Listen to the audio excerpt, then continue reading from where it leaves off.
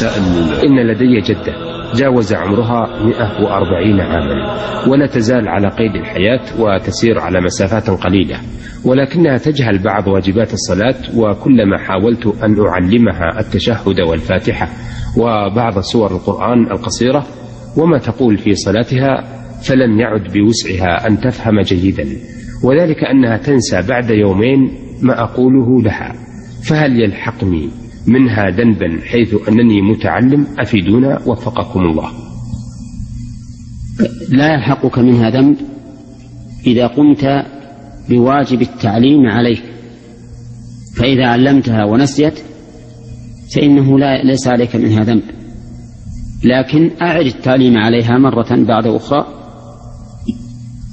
وهي والدتك أو جدتك ينبغي أن تحرص عليها حرصا بالغا، لا سيما وهي بلغت من الكبر عتيا، فتحتاج إلى متابعة وإلى تعليم حتى لا تنسى، وما ليس في وسطك من تعليمها فإن الله تعالى لا يكلفك به، لقوله تعالى: لا يكلف الله نفسا إلا وسعها.